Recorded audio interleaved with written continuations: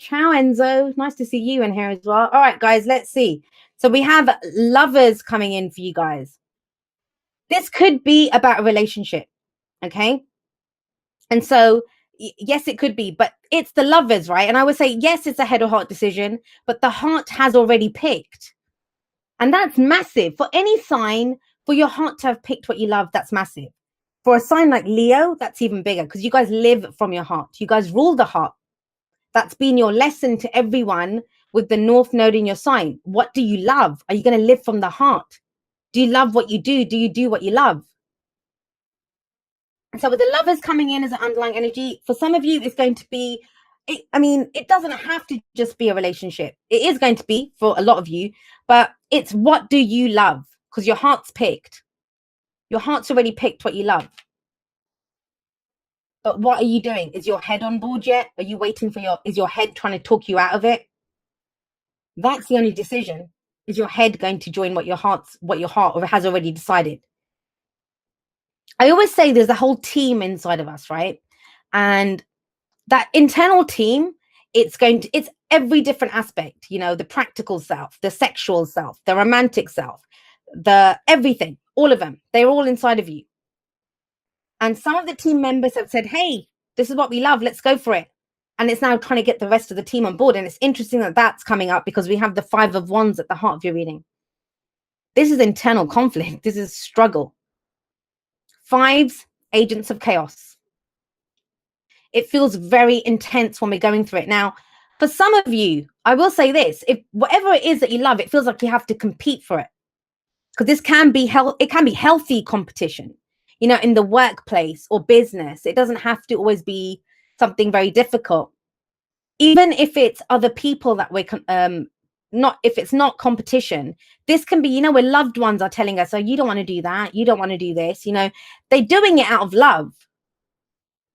But it's none of their business. So we have to tell them with the 5 of Wands that, hey, I'm good on this. I've got this. Don't worry.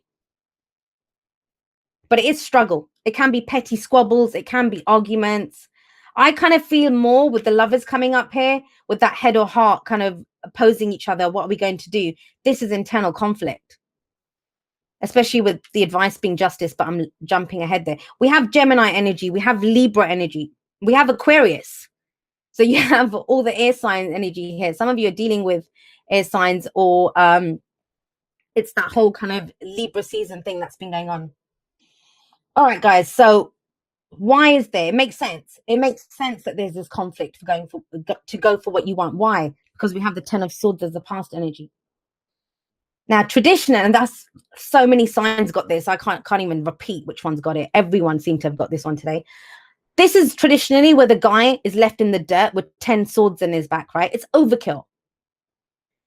Here we see what the 10 of Swords truly is. It's the aftermath. It's happened. Whatever happened, it's already happened. And it's for you, it's happened even more because it's in the past for you already. But even if this was in the present, I would say to you, look, the worst has already happened. You might be, a lot of you are left at rock bottom with the 10 of Swords coming up. Kind of feel like Leo got something like this last week as well. But, with the 10 of Swords coming up, have a look.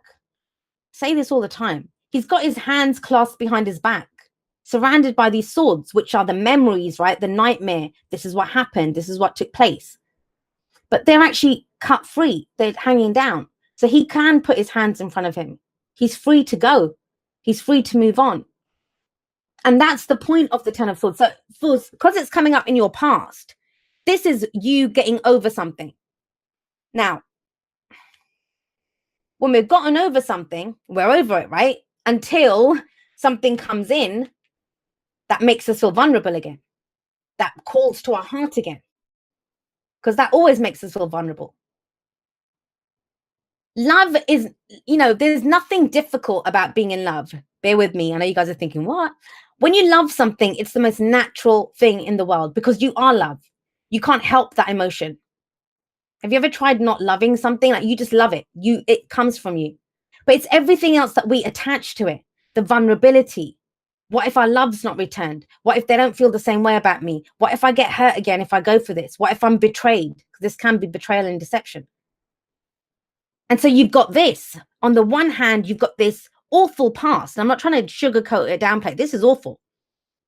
On the one hand, you've got this.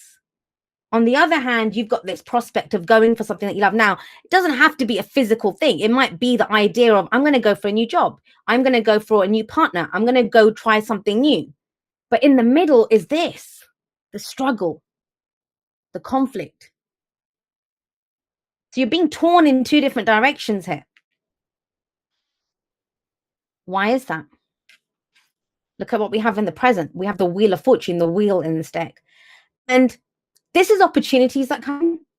This can be where fate steps in. Oh my God, you know, view, it's going to be like, this is a completely, you know, you can't make this shit moment. That's what's happening in your life.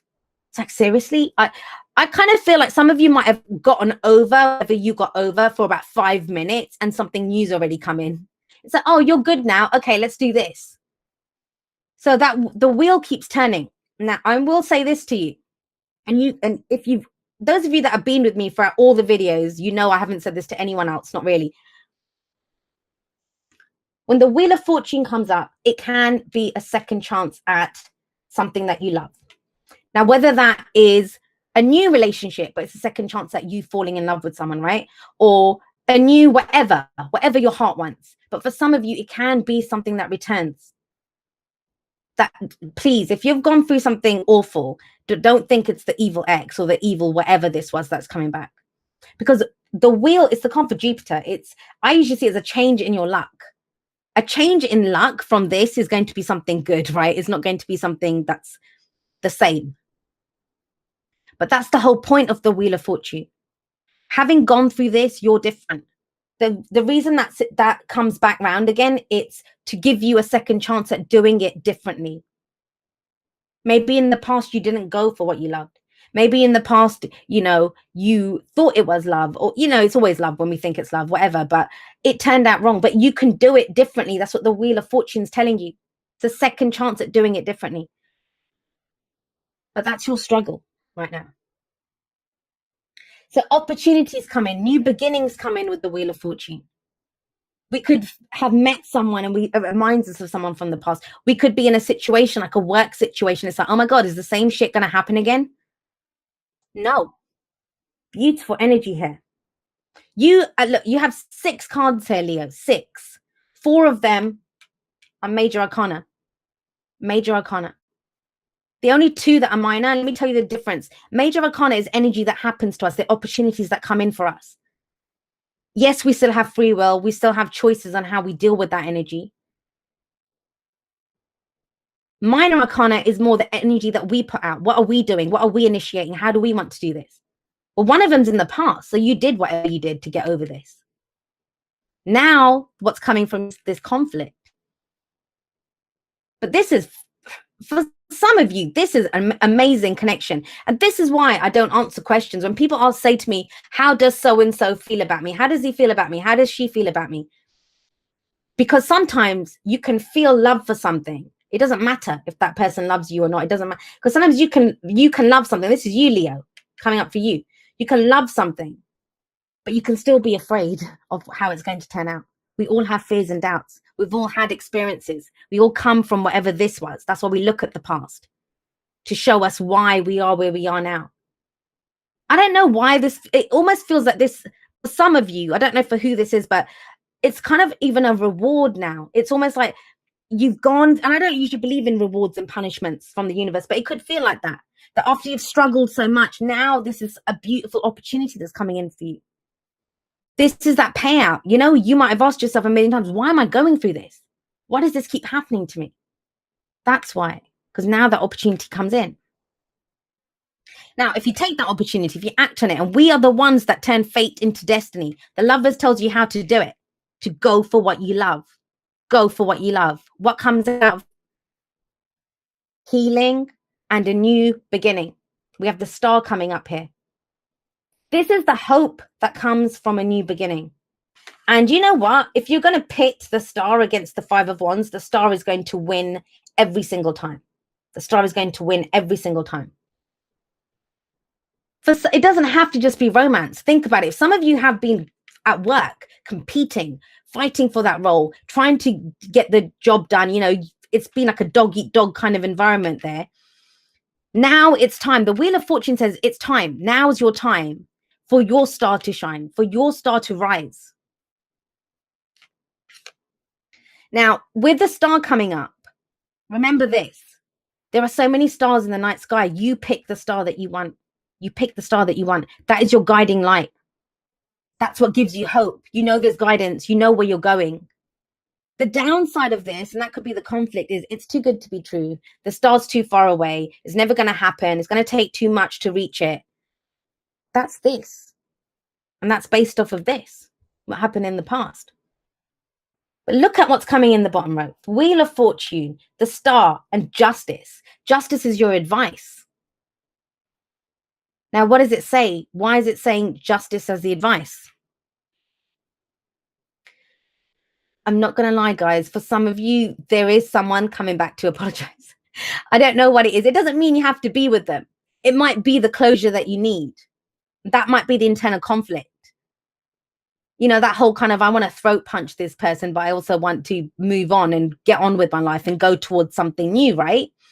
I want a new beginning. I want that hope that comes from that. But justice can be, it's fairness, it's making amends, it can be apologies. I don't get it so much here, but usually it's seeing both sides of the story. Like somebody could come in and explain why this happened, why they had to do this. I didn't mean to hurt you. I didn't mean to do this. I didn't mean to give you the sack. I didn't mean to ditch you, whatever it is. But justice, yes, it's justice is done. It doesn't mean you have to condone anything. It doesn't mean you have to take anyone back. It doesn't mean any of that. I kind of get a sense with the Ten of Swords there that this is final, full closure for you to get healing out of this. But does it throw you? Hell yeah. Yeah, it throws you. 5 of Wands. Right. Let's get you some oracle cards.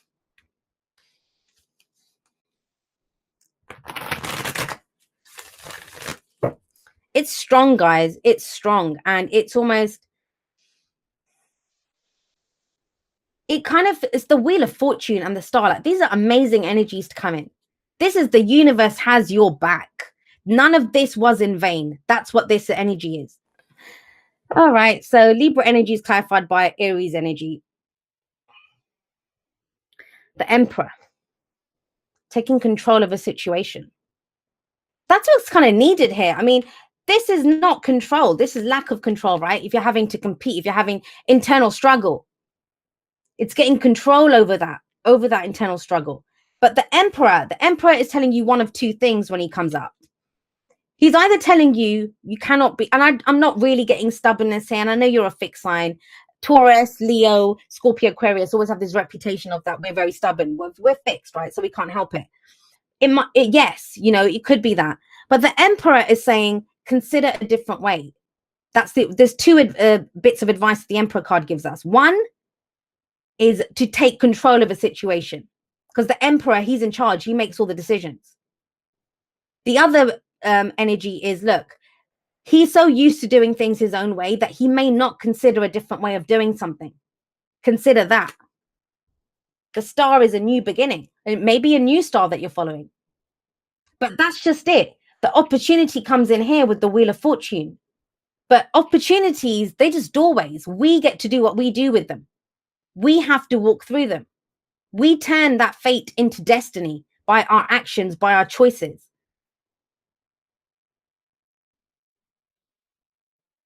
So whatever this is, the scale's being balanced. I kind of get a sense, I mean, think about it. It's Libra and it's Aquarius. It's Libra and Aries. Aquarius, what the hell? So the Emperor is the I, right, for Aries. Libra is the we. It's the we. So you have to know who you are, where you're coming from, before you can share that with someone else, before it can become a we. I know who I am. I have my own identity. I have my own kind of concept of who I am. And I'm ready to share that with someone else, to see the other side, to see what the other person is, the I that comes from the other person. So very much for some people, that could be seeing someone else's side of the story. That is, again, is for your own closure, for your own new beginning, for your own healing. And you don't even have to do that with that person. We can do that through therapy. We could do that through meditation. We can do that through epiphanies that we have. Something new could come in that looks so good. And there can be, you know, sometimes there can be conflict where we've loved someone so much or something so much, we've thought we're always going to love that thing. Then something new comes in and it throws us, because it's like, well, if I'm so attracted to this new person or this new whatever it is, then what the hell was that with the ex? I thought that was my one true love. I thought that was the thing that I wanted. So there can be that kind of conflict that's coming in here.